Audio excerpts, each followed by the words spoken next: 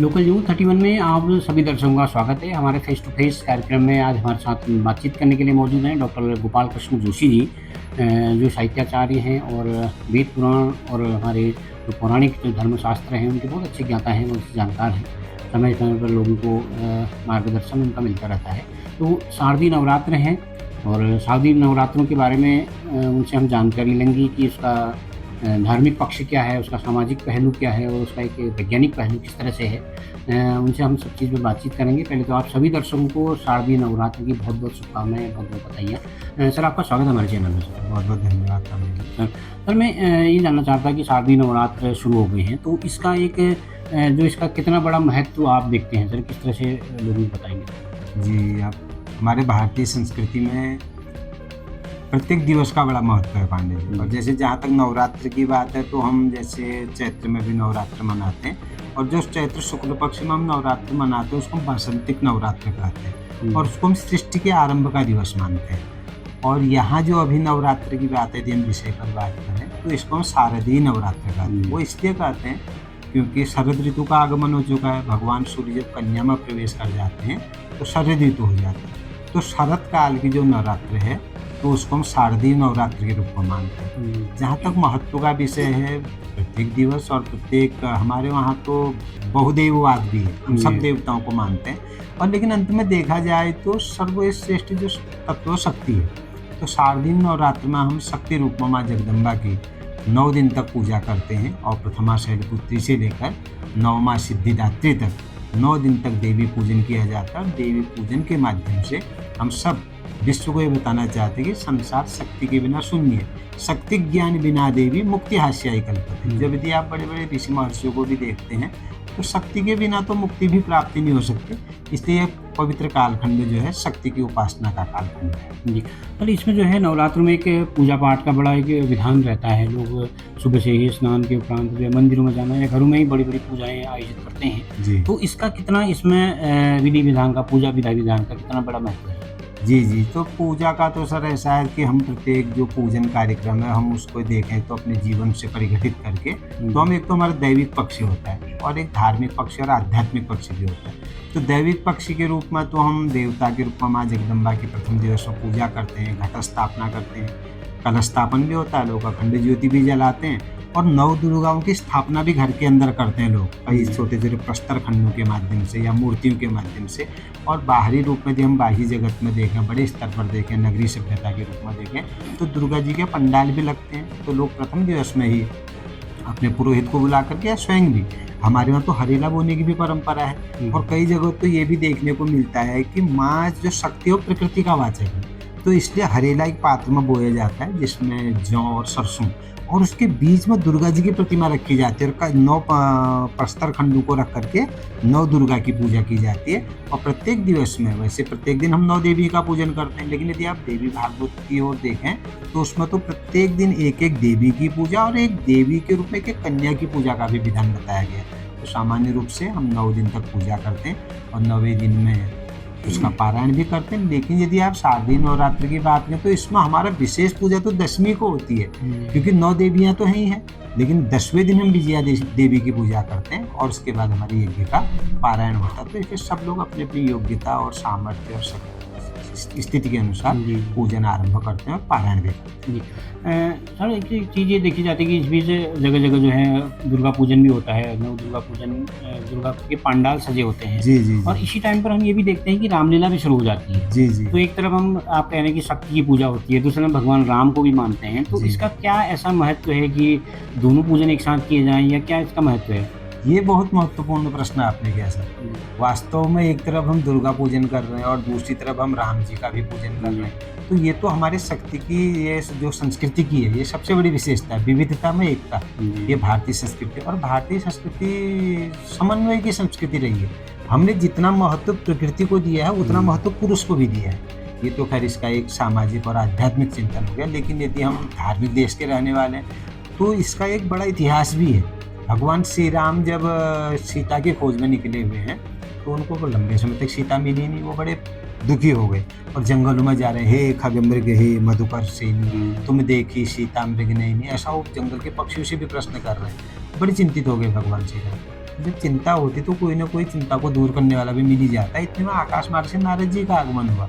नारद जी ने देखा श्री राम बड़े दुखी हैं और वो पता नहीं कर लिया कि सीता की खोज नहीं हो पाई है। तो भगवान श्री राम ने उस समय नारद जी से प्रश्न किया कि आप बताइए मुझे प्रकृति स्वरूपा सीता कैसे प्राप्त हो पाएगी। तब उन्होंने कहा कि व्रतम कुरुष्व श्रद्धावान आश्विने मासी संप्रतम।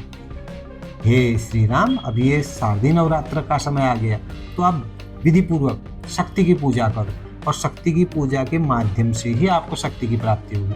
तो इस प्रकार नारद जी स्वयं आचार्य बन गए और भगवान श्री राम जजमान बन गए और उन्होंने प्रतिपदा से लेकर अष्टमी तक विधिवत देवी का पूजन किया और अष्टमी की रात्रि को माँ का स्वरूप भी सपने में उनको स्वप्न दिखाई दिया और नवमी में फिर उन्हें पूरा सिद्धिदात्री का पूजन किया। नवमी के दिन 9 स्वरूपों में माँ की पूजा करने के बाद दशमी की प्रातः काल में उन्होंने विजया देवी का पूजन किया और उसके बाद उन्होंने जो है लंका में चढ़ाई और उसी शक्ति के कृपा से ही रावण पर भगवान को विजय प्राप्त हुई। तो भगवान श्री राम का तो लक्ष्य पूरा हो गया कि रावण को पराजित किया और सीता उनको प्राप्त हो गई। अब जब सीता प्राप्त होगी तो सीता हमारी संस्कृति का भी सूचक है। तो इस प्रकार जो है शक्ति की प्राप्ति हुई तो सब लोग बड़े प्रसन्न हुए और नव दुर्गा माँ जगदम्बा की कृपा से प्राप्त हुआ। तो इसलिए तो देवी पूजन भगवान श्री राम ने यहाँ से आरंभ किया और भगवान श्री राम ने प्रकृति को वापस लाए, सीता पर विजय मतलब सीता को उन्हें प्राप्त किया और असुर का संहार किया। तो लोग बड़े प्रसन्न हुए।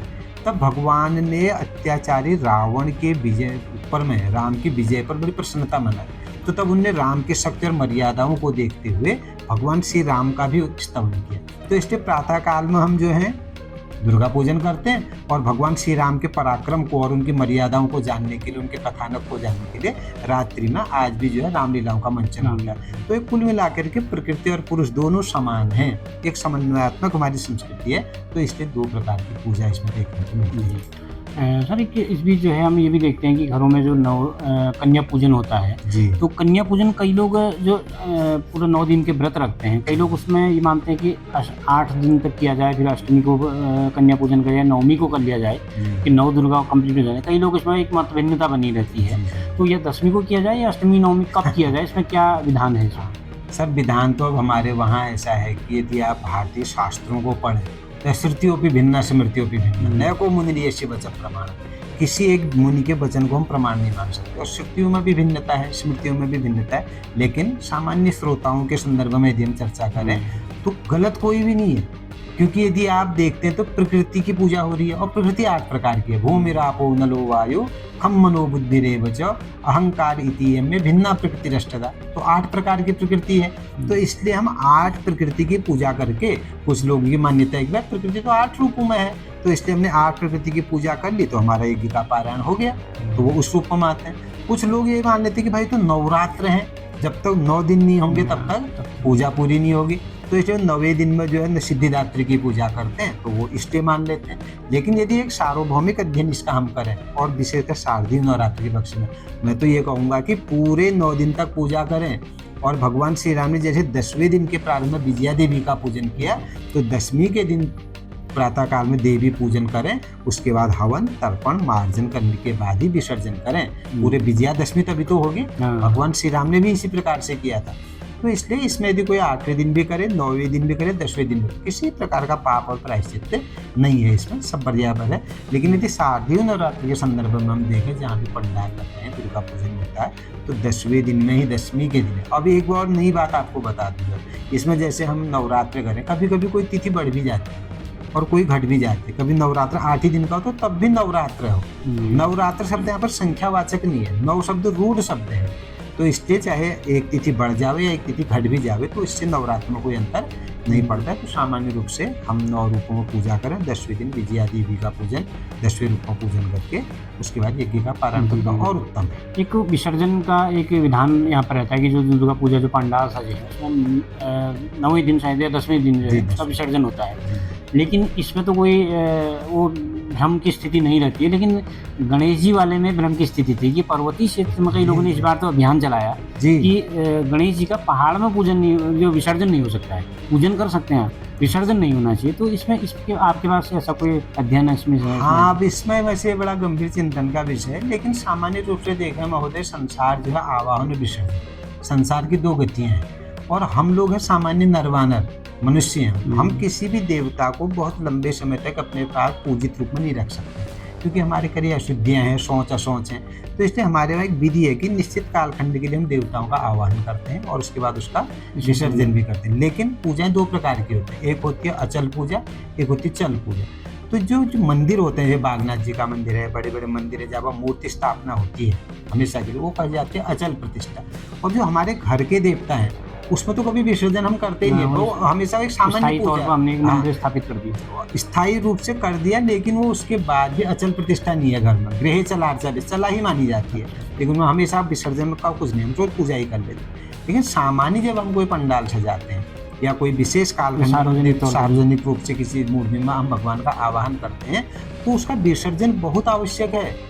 क्योंकि जब तक हम विसर्जन नहीं करेंगे तो क्या उस मूर्ति को ऐसे ही खड़े रखे रहेंगे हम, तो लोग उसमें भी छेड़ाखानी करेंगे और रोज हम पूजा भी नहीं कर सकते, तो उससे तो बड़ा विद्रूप स्थिति पैदा हो जाएगी। इसलिए यान्तु देवगणा सर्वे पूजा मादाय मामिकीम इष्ट काम समृद्ध्यर्थम पुनरागमनाय च, ये तो मंत्र ही है। और प्रत्येक देवता का, जैसे गणेश जी भाई, पर्वतीय क्षेत्र में गणेश जी हमारा भावनात्मक लगाव है। परमात्मा तो सर्वथा पाणिपादम तक सर्वत्र व्याप्त है। जब हम शंकर जी का विसर्जन कर रहे हैं और गणेश जी की माता पार्वती का विसर्जन कर रहे हैं, गौरा महेश्वर का विसर्जन कर रहे हैं, नंदा का विसर्जन कर रहे हैं, दुर्गा पूजा में दुर्गा जी का विसर्जन कर रहे हैं, तो गणेश जी के विसर्जन करने में इस प्रकार का विवाद बनाना तो खाली एक सस्ती लोकप्रियता प्राप्त करना। कई लोगों ने तो सोशल मीडिया अभियान तक चलाया। ये बिल्कुल, मैं तो ठीक है, सब अपने लोकतंत्र स्वतंत्र हैं, लेकिन आप देखिए हमारे वहाँ आज तो समृद्ध समाज है। पहले से गोबर का गणेश बनाया जाता था, और आज भी आप हमारे गांव घरों में देखते होंगे, जब पूरी पूजा हो जाती है तो सारी चीज़ों को मातृ चौके में रख करके सिर में रख के नौ शिवाया जाता है। तो भाई जब हम मातृ का पूजन करते हैं, उसमें भी तो गणपति सहित गौरी आदि षोडश मातृकाभ्यो नमः कहते हैं। सबसे पहले गणपति का आह्वान होता है, और जब पूजा पूरी होती है तो सबसे पहले विसर्जन भी उसी में करते हैं, और उसका हम विसर्जन करते हैं। तो गोबर का गणेश जी का जब हम विसर्जन कर सकते तो मिट्टी के गणेश जी का क्यों नहीं कर सकते? ये तो खैर एक बहुत गंभीर चिंतन का विषय, लेकिन सामान्य रूप से संसार जो है आवागमन का है, इसलिए यहाँ पर आवाहन भी होता है और निश्चित समय में उसका विसर्जन। यदि हम विसर्जन नहीं करेंगे, माना गणेश जी का विसर्जन नहीं किया और अब उस मूर्ति को तो जल में प्रवाहित करना ही है, तो अब या तो मूर्ति को वैसे रखे रहोगे तो वो भी स्थिति सही नहीं है। लेकिन आप जब वो सजीव है तो उसको पानी में डुबाएंगे कैसे? इसलिए जैसे हम पार्थिव पूजा करते हैं तो अंत में उसके ऊपर चावल छोड़ते हैं, शिवम कैलाशम गच्छो, इस प्रकार का भाव हमारा रहता है। और कोई भी यज्ञ कहीं पर भी होता है, गणेश जी से लेकर के पंचदेव सब पूजन होते हैं, अंत में उसमें गच्छ गच्छ सुरश्रेष्ठ स्वस्थाने परमेश्वर यत्र ब्रह्मादेव देवा तत्र गच्छोतास्म, या अन्य मंत्रों के द्वारा उनका विसर्जन होता है। सामान्य प्रक्रिया है, विसर्जन सबका होना है। पांडे जी जैसे हम संसार में हैं, एक दिन हमारा भी विसर्जन है। तो ये पूजा केवल यही बताती है कि वो पूजा में भी आसक्ति नहीं होनी है। अब आपने मतलब इतने भावुक हो गए कि विसर्जन करने को तैयार नहीं हुए आप, तो आप आसक्ति में डूब जाएंगे। अधिक आसक्ति किसी के प्रति नहीं होनी है, तो इसलिए विसर्जन करने में कोई संदेह नहीं है और कोई किसी प्रकार का संकोच नहीं। और विसर्जन ही आवाहन के बाद विसर्जन का ही नियम है। चलिए, बहुत बहुत धन्यवाद सर। एक लास्ट सवाल आपसे पूछना चाहूँगा सर, पूरा जो शारदीय नवरात्र है, रामलीला है, दुर्गा पूजन है, आपने सब चीज़ों का जो व्रत इत्यादि का है उसका पूरा विधान आपने बताया, धार्मिक पक्ष। लेकिन इसका मैं थोड़ा सा आपसे एक वैज्ञानिक पहलू पर मैं आपसे जानना चाहूँगा कि इसका एक वैज्ञानिक पहलू क्या कहा जाए, क्योंकि कई एक समाज हमारा ऐसा भी है वो इन चीज़ों को बहुत ही आडंबर वाला मानता है। तो एक वैज्ञानिक पहलू क्या है सर इसका? हाँ, ये तो सर हमारे जितने भी पूजाएं होती हैं उनका दैविक अर्थ भी होता है, आध्यात्मिक अर्थ और वैज्ञानिक अर्थ। और वास्तव में शरद काल और बसंत काल हम एक नवरात्रि के रूप में मान लेते हैं। ये सब बाहर की देवियों की बात है सर। देखा जाए तो हमारे पूरे शरीर में ही ब्रह्मांड है। तो जैसे नव दुर्गा की पूजा होती है उसी प्रकार के हमारे शरीर में 9 छिद्र हैं सर। तो 9 छिद्रों से हम 9 प्रकार के पाप और 9 प्रकार की गलत कार्य हमेशा हमसे जाने अनजाने में हो ही जा रहे हैं। इसलिए उन 9 प्रकार के पापों की निवृत्ति के लिए 9 प्रकार की भक्ति बताई गई। श्रवणम कीर्तनम विष्णु, जो 9दा भक्ति है, ये तो सामान्य है। तो दूसरा, शरद और बसंत ऋतुएं भी हैं, लेकिन शरद और ऋतु बसंत जो हैं जो दुर्गम प्राणी भी कहे गए हैं। शरद बसंत नामानो दुर्गमो प्राणी नामी है। इस संसार में शरद और बसंत नाम के 2 दुर्गम प्राणी भी हैं जो कि हमारे प्रकृति को बड़ा खराब स्थिति में ले आते हैं, असंतुलित कर देते हैं। तो जब भी शरद ऋतु आरंभ होती है और बसंत ऋतु आरंभ होती है तो मौसम परिवर्तन होता है। उससे हमारे शरीर में कई प्रकार की व्याधियाँ आ जाती हैं, विकार आने की संभावना रहती है। तो उस समय पर संतुलित आहार लेना, सात्विक होना, सफाई से रहना बहुत आवश्यक है। तो इन तमाम प्रकार के संक्रमणों से बचने के लिए बसंत ऋतु में और शरद ऋतु में नवरात्रि का विधान कहा गया। और जो हमारे से कई प्रकार के हम गलत काम करते हैं उनसे निवृत्ति के लिए हमको यहाँ पर संदेश दिया गया। साथ ही साथ प्रकृति की पूजा, आज आप देख रहे हैं सब आपदाएं आ रही हैं, सब लोग बड़े बड़े अभियान चला रहे हैं, भाषणबाजी भी हो रही है, मुआवजा भी दिया जा रहा है, लेकिन जब तक हम स्वयं प्रकृति के प्रति सद्भाव नहीं रखेंगे, संतुलित दोहन नहीं, असंतुलित दोहन कर रहे हैं ना, नियंत्रित दोहन, तो प्रकृति को हम स्वयं रुष्ट कर रहे हैं। तो ये नवरात्र केवल एक माँ को साड़ी पहना देना, आभूषण लगा देना इसका प्रतीक नहीं है। जो हमारा सारा हिमालय है, इस क्षेत्र को सुरक्षित करना, संरक्षित करना, पेड़ों को लगाना, नदी नाले पोखर इनको सबको बचाना, ये मुख्य संदेश इसका, यही इसका सामाजिक और वैज्ञानिक अर्थ है। जब तक हमारा शरीर शुद्ध नहीं होगा तब तक हम कोई कार्य नहीं कर सकते। तो व्रत का मुख्य अर्थ ही यही है कि हम संतुलित आहार लें, अपनी इंद्रियों को नियंत्रण में रखें, मजबूती से रहें। जब हमारा शरीर स्वस्थ होगा तभी हमारा मस्तिष्क सही होगा, तभी हम एक अच्छे संकल्पों से आगे को बढ़ सकते हैं। यही शारदीय नवरात्र का विशेष चिंतन है। चलिए बहुत बहुत धन्यवाद सर, आपने व्यस्त समय जो बातचीत के लिए वक्त निकाला इसके लिए बहुत बहुत धन्यवाद। बहुत बहुत धन्यवाद। Thank you sir. तो आप थी हमारे साथ बहुत अच्छे जानकार, वेदों और शास्त्रों पुराणों के साहित्याचार्य हैं हमारे डॉक्टर गोपाल कृष्ण जोशी जी। उनका स्पष्ट मानना है कि जो है कि इसका एक धार्मिक पहलू तो है ही है, एक सामाजिक और एक वैज्ञानिक पहलू भी है, तो उन्होंने विस्तार से इसको बताया है। तो इसी तरह की खबरें जानने आप देखने के लिए देखते रहिए लोकल न्यूज़।